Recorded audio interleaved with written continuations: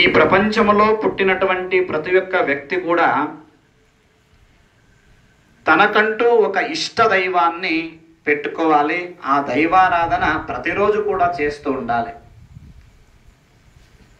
ఎందుకంటే మనిషి ఒక తన మానవత్వాన్ని చాటుకోవాలంటే, కొన్ని దైవీ గుణములు ఆయనలో రావాలంటే ఆ దైవము గురించి తెలుసుకోవాలి, ఆ దైవారాధన చేస్తూ ఉండాలి. ప్రతి ఒక్క మనిషి యొక్క మనస్సులో ఆ భగవంతుడు ఉండే ఉంటాడట.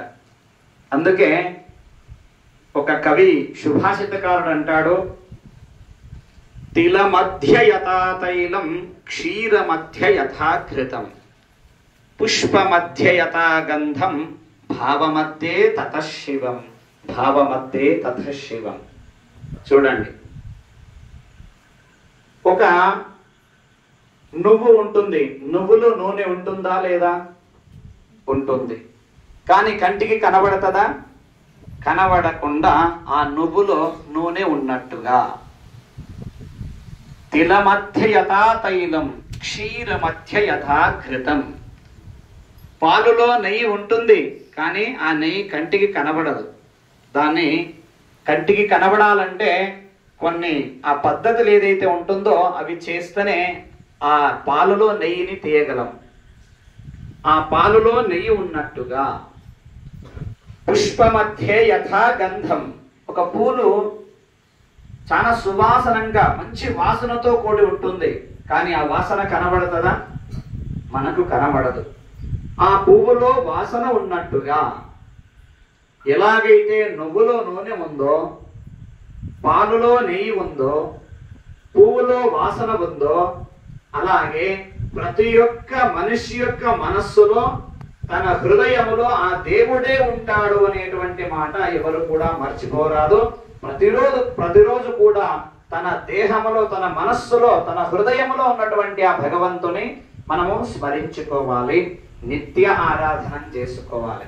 అప్పుడే ఆ మనిషికి ఆ యొక్క దేవుడి నుంచి మనకి ఏదైతే అనుగ్రహం ఉంటుందో తప్పకుండా కలుగుతుంది. ఈ మనిషి ఎవరయ్యా అంటే ఆ భగవంతుని యొక్క సృష్టి. భగవంతుని నుంచి వచ్చినటువంటి, ఎలాగైతే పెద్ద ఒక మంట పెడితే మంట నుంచి ఒక చిన్న ఆ మంట యొక్క రవ్వలు ఎలాగైతే బయటికి వస్తుంటాయో, అలాగే ఆ పెద్ద భగవంతుడు నుంచి, ఆ గొప్ప భగవంతుడు నుంచి ఈ మనిషి కూడా చిన్న ఆ మంట యొక్క రవ్వలాగా బయటికి వస్తాడంట. ఈ జీవుడు కూడా శివుని యొక్క అంశమే. అందుకే దేహో దేవాలయ ప్రోక్తో జీవో దేవ సనాతన త్యజేదజ్ఞాన నిర్మాల్యం సోహం భావేన పూజయేత్ అంటారు. ఈ దేహమే ఒక దేవాలయము. ఆ జీవుడు వేరు, శివుడు వేరు కాదు. ఈ జీవుడే శివుడు, ఆ శివుడే జీవుడు కావచ్చు.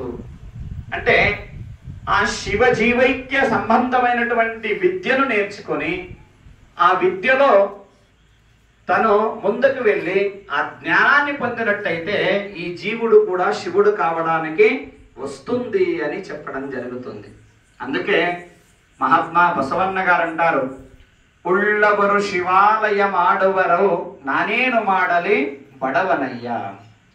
ఉళ్ళవరు శివాలయం ఆడువరయ్యా నానేను వాడలి బడవనయ్యా.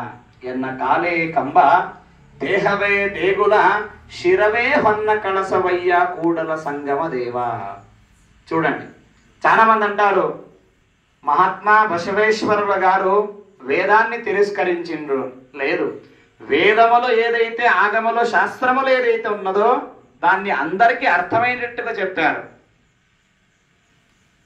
దీని తాత్పర్యం ఏంటంటే, ఉన్నవాళ్ళు నీ కోసము ఎన్నో దేవాలయ కడతారు కానీ నేనేం చేయాలి బీదవాడినని అంటారు.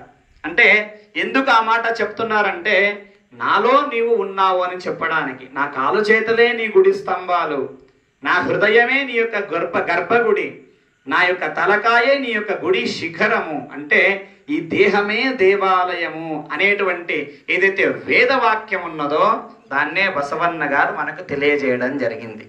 కనుక ఈ దేహము కూడా ఆ దేవాలయంగా మార్చుకోవాలంటే నిత్యము దైవారాధన అనేటువంటిది ప్రతి ఒక్క మనిషి తప్పక చేయాలి.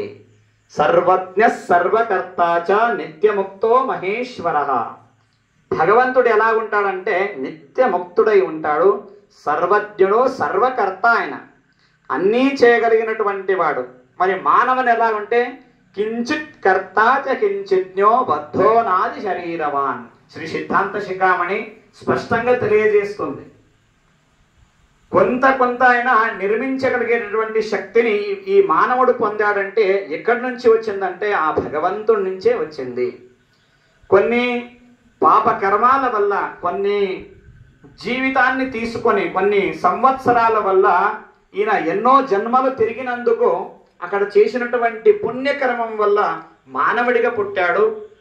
కానీ ఆ శివుడి నుంచే విడనాడి వచ్చాననేటువంటి ఆ యొక్క భావనాన్ని మనిషి మరిచాడంట. కనుక ప్రతి ఒక్కరి యొక్క దీంట్లో మనస్సులో భగవంతుడు అనేటువంటి వాడు తప్పకుండా ఉంటాడు. ఆ భగవంతుని చూసేటటువంటి ప్రయత్నం ఎవరైతే చేస్తారో అటువంటి వారికే శివ సాయుధ్యం అనేటువంటిది దొరుకుతుంది. కనుక ఆ భగవంతుని యొక్క చింతన మనం చేస్తుంటే ఆ సత్సంగం అనేటువంటిది మనలో వస్తే మనం కూడా ఆ నిర్మోహత్వానికి వెళ్ళడానికి వీలవుతుంది. అందుకే సత్సంగత్వే నిస్సంగత్వం, నిస్సంగత్వే నిర్మోహత్వం, నిర్మోహత్వే నిశ్చలతత్వం, నిశ్చలతత్వే జీవన్ముక్తి అంటారు శంకరాచార్య వారు. కనుక ఈ జీవుడు ముక్తిని పొందాలంటే మనం ఏం చేయాలంటే ముందు ఏం చేయాలి? ఆ భగవంతుని గురించి తెలుసుకోవాలంటే సత్సంగం. ఎవరైతే మంచివారిగా మనకు ఆ భగవంతుని గురించి తెలియజేస్తారో, ఎవరైతే సంతులు, సాధువులు, మహాంతులు, మహాపురుషులు అని ఎవరైతే మనం అనుకుంటామో అటువంటి వారి యొక్క సవాసం చేయాలి, అటువంటి వారి యొక్క స్నేహం చేయాలి. అప్పుడే ఆ సత్సంగత్వం వలన మనకు జీవన్ముక్తి అనేటువంటిది మెల్లమెల్లగా ఒకటి నుంచి ఒకటి కలగడానికి వీలవుతుందని చెప్పేసి అందరూ కూడా తెలుసుకోవాలి. కనుక అటువంటి భగవంతుడు ప్రతి ఒక్క మనిషిలో కూడా ఉన్నాడు. చిన్న గింజలో పెద్ద చెట్టు దాగి ఉన్నట్టు. చూడండి, ఒక చిన్న గింజ ఉంటుంది, ఇంతేనా గింజ అనుకుంటాం. ఆ చిన్న గింజలో ఆ భూమికి పెడితే పెద్ద చెట్టు ఎలాగైతే అవుతుందో అలాగే ప్రతి ఒక్క మనిషి మనసులో ఆ భగవంతుడు అనేటువంటి తప్పకుండా ఉంటాడు అనేటువంటిది మనం తెలుసుకోవాలి. చంద్రకాంతే యథాతోయం సూర్యకాంతే యథా నలః బీజే యథాంకుర సిద్ధ తథాత్మని శివస్థిత అంటుంది సిద్ధాంత శిఖామణి. చంద్రకాంత శిల అనేటువంటి ఒక శిల, చంద్రకాంత అని రాయి. ఆ రాయిలో అగ్ని ఉంటుందట, మంట ఉంటుంది ఆ రాయిలో. చంద్రకాంతే సూర్యకాంతే యథా, చంద్రకాంతే యథా తోయం, చంద్రకాంతమణిలో నీళ్ళు ఉంటుంది, సూర్యకాంతమణిలో అగ్ని ఉంటుంది.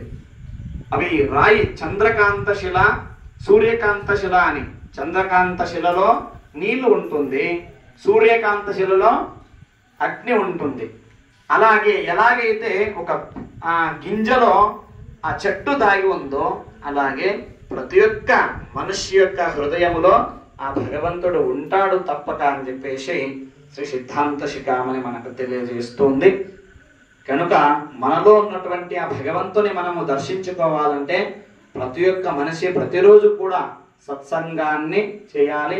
ఆ భగవత్ చింతన, భగవద్భక్తి అనేటువంటిది ఎవరైతే చేస్తారో అటువంటి వారికి ఆ భగవంతుని యొక్క తప్పకుండా కరుణా కటాక్ష వీక్షణములు ఎల్లవేళలా ఉంటుందని చెప్పేసి సందర్భంగా తెలియజేస్తూ, విశేషంగా ఈరోజు మాస శివరాత్రి.